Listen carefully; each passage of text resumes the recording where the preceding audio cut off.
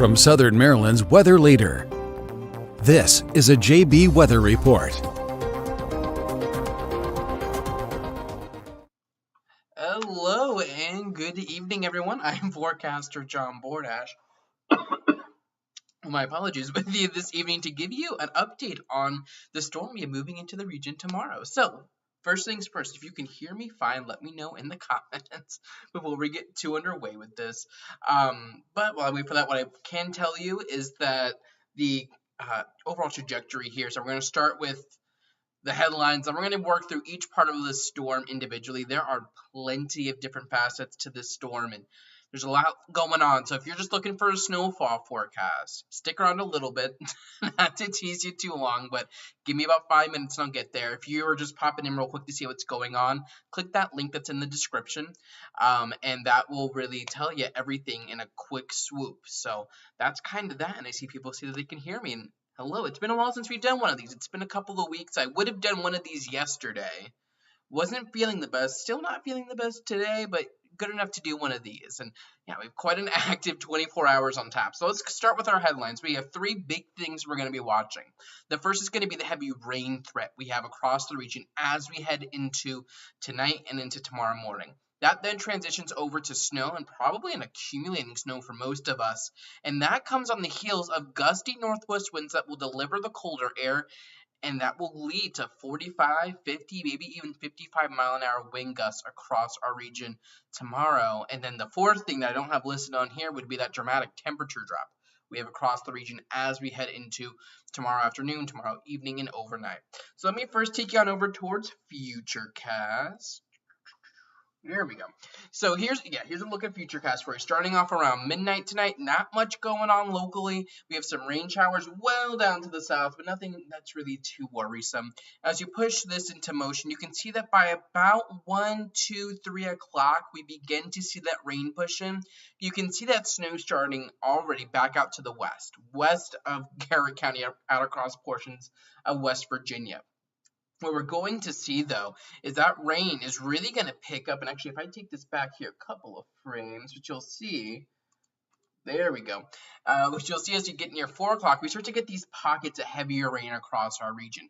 Temperatures are still going to be in the 40s around this time. So it's going to allow for whatever falls initially to be rain, and we could be looking at some convective bursts, maybe even some embedded thunderstorms going on with these. But we'll see as we push through tomorrow if that does indeed come to fruition.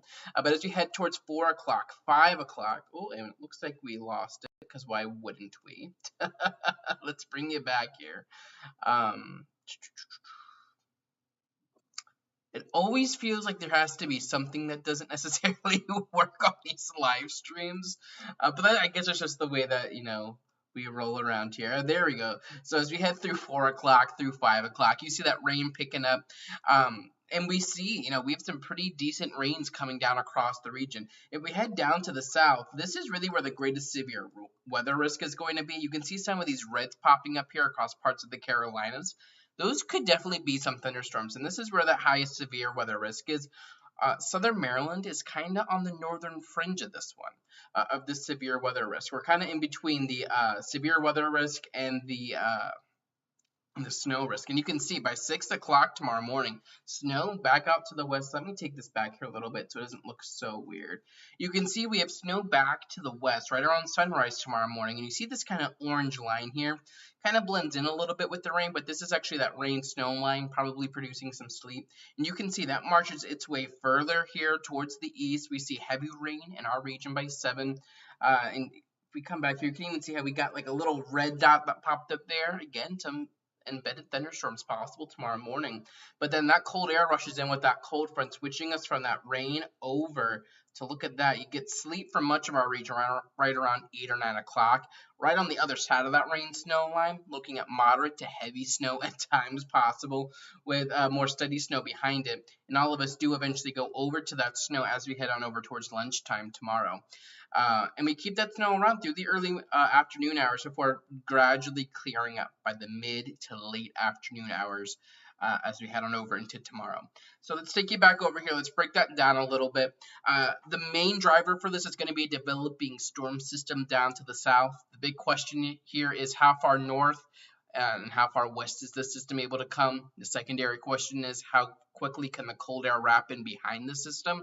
The further northwest the system tracks, the less snow we will see. And let me just say, this is not a big snowstorm for our region. This isn't going to be anything like this won't be anything like our January system. But the further northwest this tracks, the less snow we see, but that means that we have a greater severe weather risk. The further southeast this tracks, we're talking a lower severe weather threat, but a higher snow risk across our region. But first, let's start with that rain. That's primarily going to be falling from about, let's call it midnight, but probably closer to like 1 or 2 o'clock in the morning up until about 9, 10 o'clock, maybe as late as 11 o'clock. The heaviest rains will be centered across our region. I made this map yesterday, and I still think it largely looks good. The one change I might make is maybe drag everything a little further south and east. That's been the trend today on much of our modeling, is for a track that maybe looks a little bit more like track A here, track B, that blue line, and not track A. We'll see, though. I still do think that the heaviest rain totals in our region will fall in that yellow area, probably getting close to an inch or so. And that severe weather threat. This has come down a little bit from earlier today. We mentioned that potential for embedded thunderstorms to be present with that initial round of heavy rain overnight tonight and early tomorrow morning. This has shifted a little bit further to the south and east. That area that's now under that marginal risk, that level 1 risk, Southern Calvert County, St. Mary's County, was under a level 2 risk earlier today. That's since come down. That level 2 risk is now really kind of focused locally across parts of the southern northern neck and portions of southern Delmarva. There's even a level 3 enhanced risk across the Carolinas. This is mainly due to damaging winds, and this is separate from the grand scheme damaging wind threat we have tomorrow just from the system. These would be related to thunderstorms tomorrow morning, potentially getting those wind gusts upwards of 50 to 60 miles an hour. I wouldn't rule out a isolated spin up, maybe a water spout across parts of the bay. Widespread, no. This isn't a tornado outbreak, I don't think. Actually, I'm almost positive it's not. But it's something to watch, and I think the best, not the best, but the highest chance to maybe see 1 or 2 spin-ups would probably be across parts of the northern neck down through parts of southeast Virginia. But this will be something to watch as we head through tomorrow.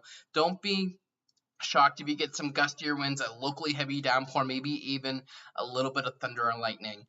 Probably much more thunder than lightning as we head through sunrise tomorrow. Then the winds kick up. The rain comes first, then we have that cold front work on through. That cold front behind it will usher in gusty northwest winds. I think we're talking wind gusts upwards of 40 to 50 miles an hour across the region tomorrow, especially tomorrow afternoon and going into the evening. That is why the National Weather Service has a wind advisory up for much of our region, everywhere shaded in tan. That's all of southern Maryland, the northern neck, actually the entire state of Maryland under this wind advisory. We could even see a couple of wind warnings pop for a couple of areas where those winds get over, or those wind gusts get over 50 or 60 miles an hour. I think we're talking sustained winds between 20 and 30 miles an hour at the peak as we head through Saturday afternoon and Saturday evening. Snowfall forecast. Let's touch on that, right? So we're going to go from rain, we're going to have wind, and we're going to transition over to snow. The highest snow amounts are going to be well to our west across the mountains. That's where over half a foot of snow could be possible. Through much of the highlands, I think we're talking a good 3 to 6 inch amount, and along the Blue Ridge. Northwest of DC, 1 to 3 inches of snow is definitely on the table. What about here in southern Maryland? I'm sure that's a big question. Maybe a slushy coating to an inch. This isn't a big snowstorm, and I know that's been hyped a lot. That's probably the one biggest headline you've heard is, oh, we're going to see snow on Saturday. Yeah, we'll see snow. And I do think everyone in southern Maryland gets in on snow. We have several things working against snow accumulation, a couple things for it, but a couple things against it. One of the big things is that this is happening during the middle of the day, which doesn't, I mean, if we're in January, that doesn't really matter, but it matters in March because we have a sun angle in March that is similar to the sun angle we have at the beginning of October. And even though we'll be completely cloudy tomorrow with snow coming down, the sun's rays still do penetrate the cloud base, and it helps to warm up the ground. So unless we're seeing really heavy snow, it's hard to get snow to accumulate on much of anything in the middle of the day in the middle of March. That's why this time of year, if you're a snow lover, you want to see those snow events happen. over during the overnight period. That's not the case here. So I think if we do have snow accumulation, it's going to be mainly on grassy surfaces. I don't think we're going to see snow accumulate on roadways tomorrow. So that's going to be the biggest thing to keep in mind here. That snow threat does taper off the further south and east you head. Now we could see more snow than this if that cold air wraps in quicker and we see the precipitation stick around longer. But I don't see much more than an inch or two for much of anyone here locally. I really do think it's just a slushy coating to an inch. I don't think this is a big snowstorm, and I don't think that this isn't something you'll write home about. You'll probably write home about it for what I think would be the winds. I think that's going to be the big story here. But we do have winter weather advisories in effect northwest of DC, and that kind of highlights where the highest snow threat is. County shaded in purple. That's where you could see a couple of inches of slushy snow accumulation.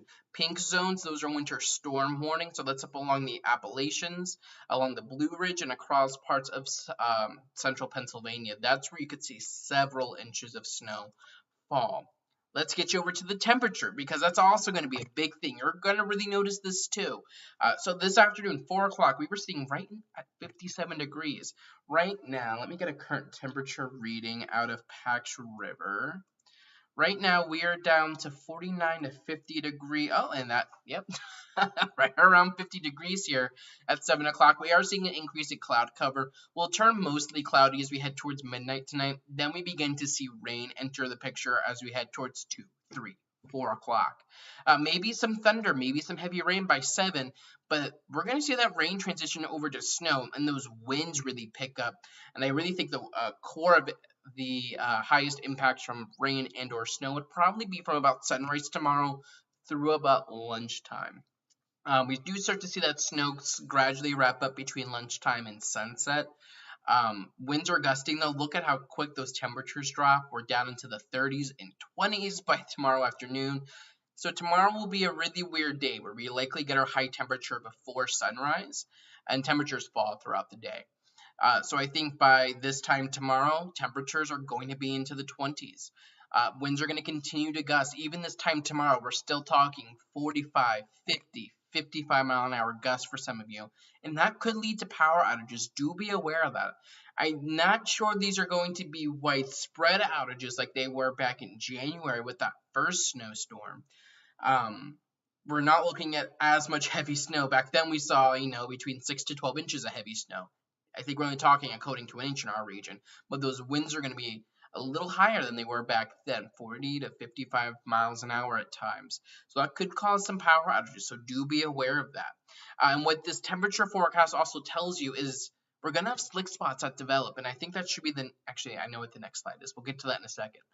But as these temperatures fall, we're going to see slick spots develop, and while we won't see snow accumulate on roadways and definitely not on main roadways, these quick falling temperatures are going to freeze up any puddles, any ponding, any wetness that's on the road, and that's going to lead to widespread slick spots, black ice developing, and I think that's going to be a big story tomorrow afternoon, tomorrow evening, overnight Sunday through much of the day on Sunday as well. Look at these wind chills as we head into Saturday night, Sunday morning. Yeah, we're going from 50 right now to wind chills that are going to be in the single numbers and lower double digits overnight Saturday going into Sunday. Look at that. Lesbia, 11. Oh, Waldorf, 8. It's going to be windy. It's going to be cold. So let's sum all of this up, especially for those of you just now tuning in. I thought we just had a little spike up in viewership a little bit. This is a general look at what we're talking about, I think. The worst of the rain, maybe 1 or 2 rumbles of thunder, maybe some gusty winds with it, with the rain, looks to really be centered around sunrise tomorrow, and then we're transitioning over to snow. I don't have this as a higher impact with the snow, mainly because we're going to have a hard time accumulating the snow. But if we do see a period of moderate to heavy snow, even though it might not accumulate, it will bring visibilities down. So keep that in mind. Temperatures drastically fall overnight to where we're down to 23 degrees by 6 p.m. tomorrow. So this time tomorrow, we're in the lower 20s. Those winds pick up gradually overnight and through tomorrow morning and really kind of peak tomorrow afternoon and tomorrow evening And tomorrow night, while they won't be necessarily as high, they will still be gusty, which is going to send those wind chill values again down here to the single digits and lower double digits. So it's something to keep in mind. Travel. You're going to have the best time to travel before sunrise tomorrow. We will look at increasing travel difficulties throughout the day tomorrow. I haven't looked at the comments just yet, but if we have, I'm sure that there's probably a comment or two about, am I good to travel at some point tomorrow? The answer is probably no. Now, with that said, I know people will still probably travel. Very few people, I feel like, actually take that advice seriously. I know people in my own life will be like, John, what's the weather tomorrow? And I'm like, it's gonna be snow, and it's not gonna be good to travel. So we'll travel anyway. So I know that my advice may not weigh a whole bunch, but I likely won't be traveling tomorrow, if that's any consolation. We will look at slick spots develop throughout the morning, going into tomorrow afternoon, and then we add those winds in on top of it. It's gonna make for a very ugly time to travel tomorrow. So if you want some good news, and maybe this is bad news for snow lovers, but good news for warm weather lovers. Look at this temperature outlook. 6 to 10 days just came out. We are favoring well above average temperatures as we head through next week. So I'm gonna make, and I'll make probably a more official declaration of this, but I think after this storm is done, once it pushes out tomorrow, I think we're done with winter. I think this is the last snow event of the season. And back in February, if you were watching, I know most of you were, I said we probably had 1 or 2 more snow events out there, with maybe our last one coming within the first couple weeks of March. And we saw a snow event. I believe it was the end of February. It snowed. It didn't really accumulate though, and now this is going to be that last one. I think after this we are full throttle into spring. First day of spring is actually March 20th, so I guess it's rather fitting that we're going to go into spring weather. But I think we're done with 40s for highs after this weekend. Our average high this time of year is now getting into the 50s. I believe it's now 54 degrees. Next week it'll go 55 and 56.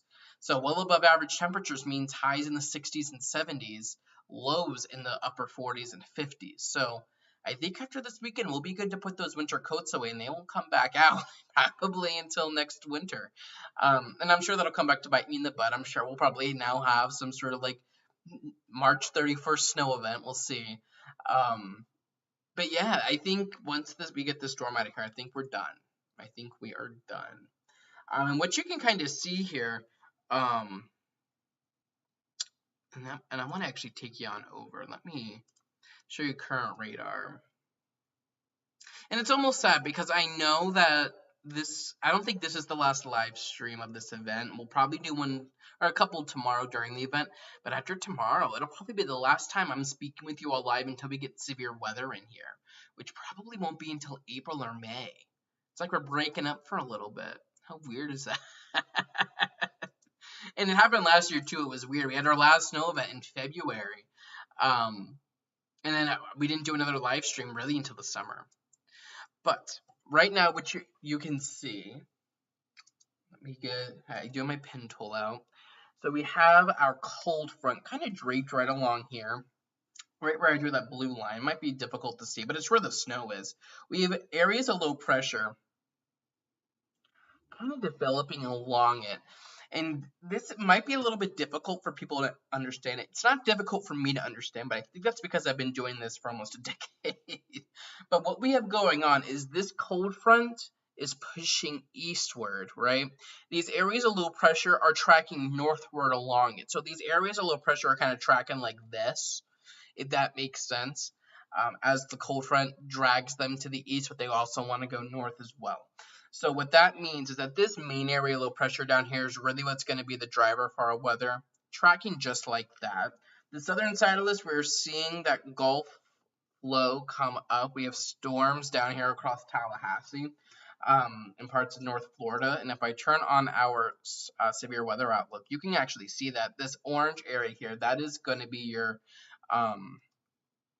that's going to be, let's turn some of these layers off. They're distracting me a little bit. That's where you have that enhanced risk of severe weather. In our region, again, we have a chance of some low-end thunderstorms. But yeah, so we have severe weather down here across North Florida. Reports of up to 3 inches of snow through parts of Arkansas, which is just incredible to see, and that's what typically happens with these March events. And yeah, that's going to trek right on up and give us a healthy bout of snowfall. What I do want to do, let me bring it back over here. Let me show you Futurecast in terms of snowfall accumulation. So let's get through. Let's just take it out to 6 o'clock. So here's how our model is handling snow. It's definitely a little bit more aggressive than what I think we'll see. This model has between 1 to 2, maybe even up to 3 inches for some of you here in Southern Maryland tomorrow. I would cut these numbers in half. I think it's going to be difficult to accumulate this much snow. This model is 4 inches in DC, and then we get into like 6, 7, and 8 inch amounts northwest to DC. I think this is overdone. If we go to our more global models, can I bring that up? Let's get this out. We'll call it tomorrow at 7. I mean, even this model is getting aggressive, getting that 2-inch line all the way down here to Lexington Park. So I'm showing you this to say there is the potential that we see a little bit more snow than what I'm forecasting. That potential is definitely there.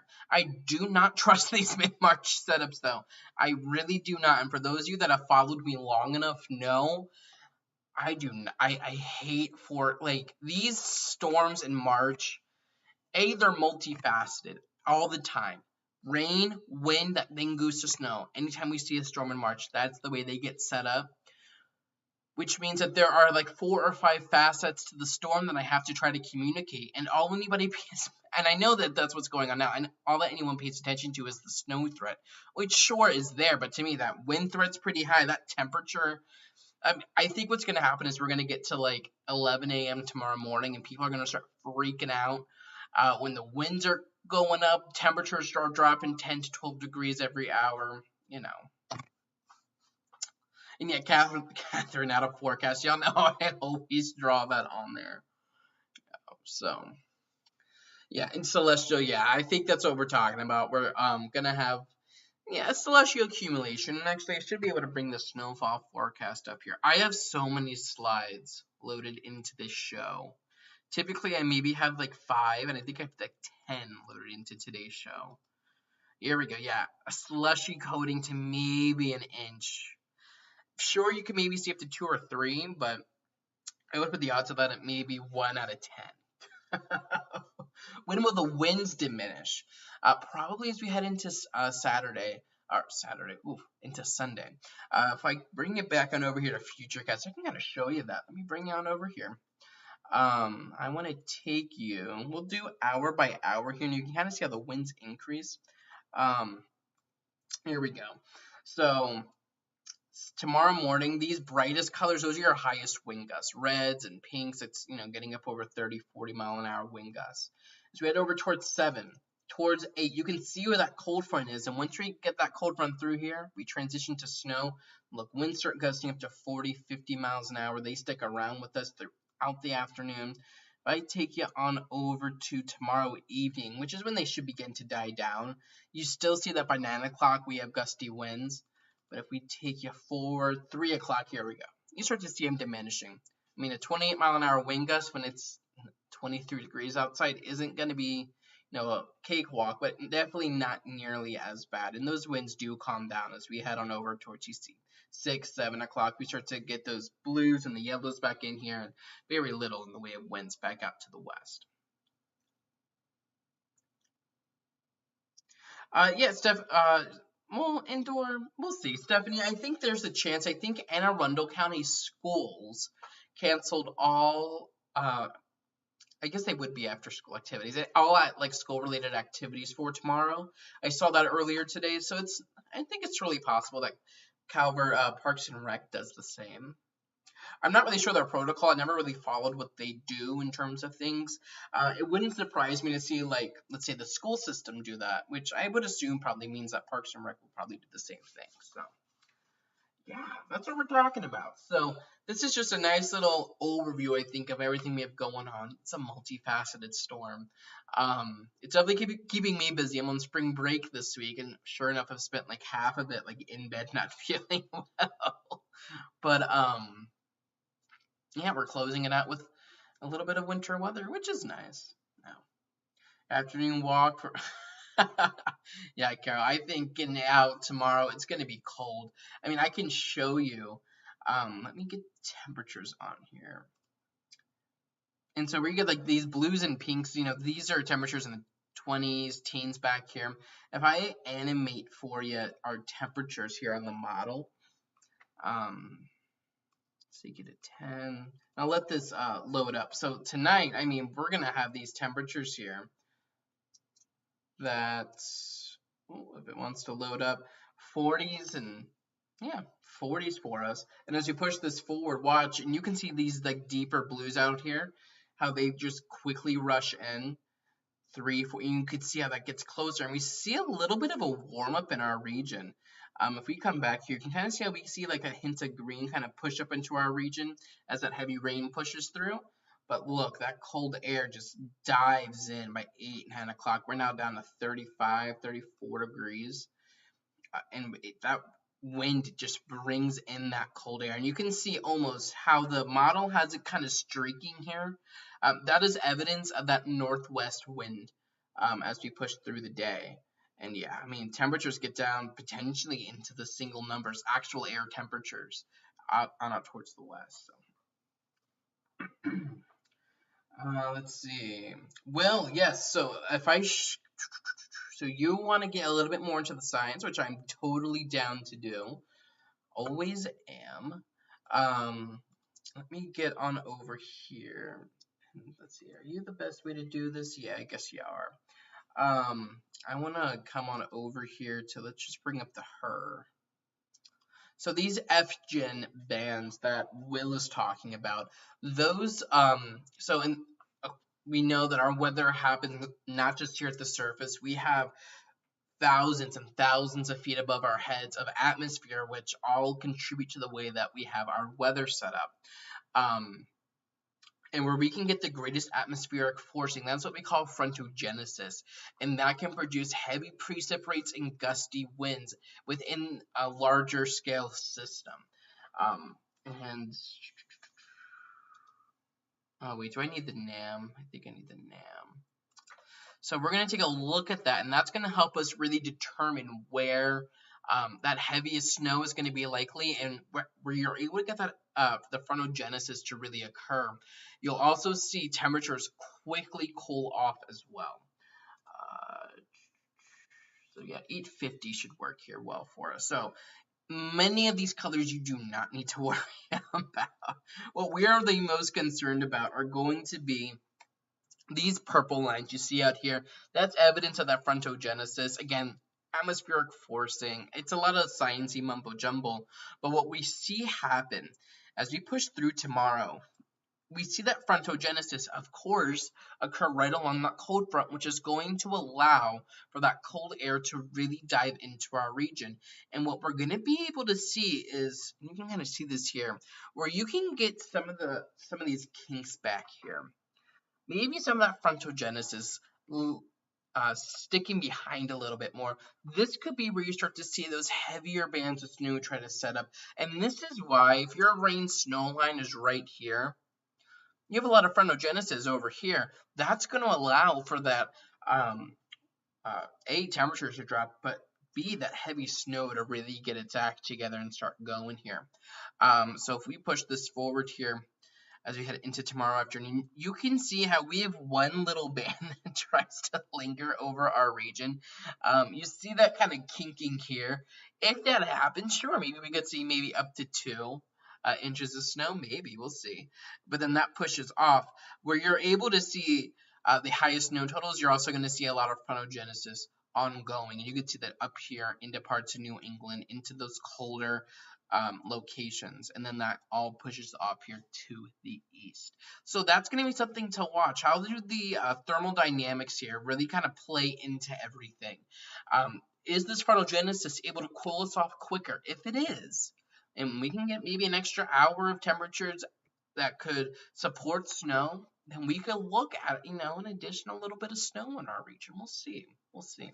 Very multifaceted, and I know that got really technical, and I'm sorry if that lost any of you. Oh, So that is what we are kind of talking about. So, yeah, we'll continue to watch this. I'm going to be here all night, mainly because of that severe weather threat. Granted, it's not as high as it looked earlier. And actually, I can show you that on the models. Let me kind of just bring you over here to a nicer looking version of this. Let's get her loaded all up. I want to get you, we'll just take a look at the her. So I want to zoom out here a little bit more to the Mid-Atlantic. So with this system, we are going to have a lot of wind energy. So what you're looking at right now, these are upper level wind shear that's occurring in the lower to middle levels. Lots of wind energy. These brightest like pinks and reds back in here, that's a lot of wind shear, a lot of wind energy that's going to be present with this system as it pushes on through. So that does work in favor of severe weather. If you're looking for severe weather, right, you want to see a good amount of wind shear. We don't have a lot of cape or thunderstorm energy at all. The highest levels of that are going to be well to our south, and you can kind of see that a little bit down here. And this is your scale, right? So generally, when we're talking severe weather potential, you're not really introducing the idea of like thunderstorms, so to say, until you hit about 1,000 cape. And again, that's thunderstorm energy throughout the atmosphere. So that's just general thunderstorms. We don't really start to introduce the idea of severe storms really until we hit about this 2,000 range. That is a decent amount of storm energy. Tomorrow, we're all the way down here. So we have very limited to almost no storm energy with this. But that wind shear component, that twisting and churning of the winds throughout different layers of the atmosphere could allow for a little bit of twisting and turning with the winds here at the surface. So this is a look at helicity tracks. This would be a look at that consistent twisting and turning of the wind and kind of tracking that out along potential paths. And this isn't necessarily tornado paths. This is just this kind of shows you where that potential for twisting and turning of the winds that could translate to something here at the surface could be. The highest risk of that is well to our south. If I were to show you this product, I don't know how far back I can go here. I might have to use like the NAM. If I take you to like this morning's run, I don't even know if that really gets us. You can see where we begin to register some numbers, albeit they're low kind of in our region. That was a concern earlier, but we're not really talking too much about that. But that threat could still be there. I'm not completely writing it off, so we'll see kind of how that plays out. Let me bring it back on over here. And I'm sure you all can hear the train as it goes by.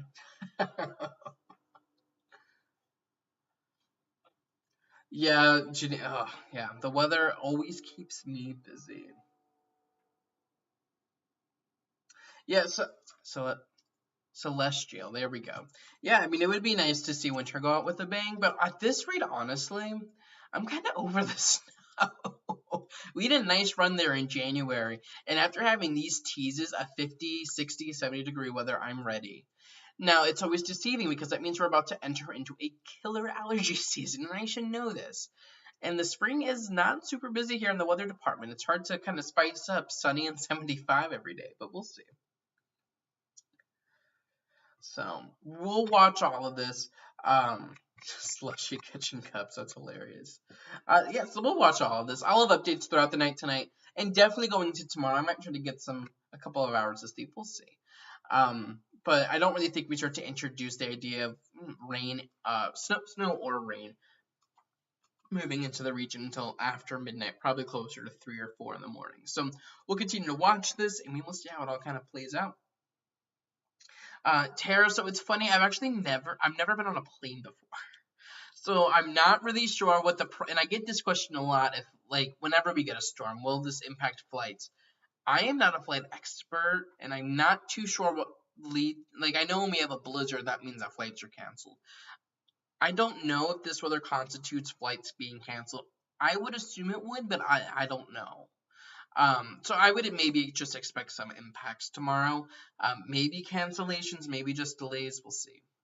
But that's it for you right now. Again, I will have updates throughout the day tomorrow, but will probably be the last time we speak tomorrow for maybe a month or two. We'll see. Maybe if we can get some severe weather in here by late March or early April, we'll talk sooner than that. But in the meantime, we'll focus on tomorrow. We have a very active weather day, and you can get all the details I just talked about, the link in the description of this video. And if you don't see that, just head over to jbweather.net for all that information. Until next time, though, I'm Forecaster John Bordash. Thank you so much for joining me right now, and we'll continue to watch all of this.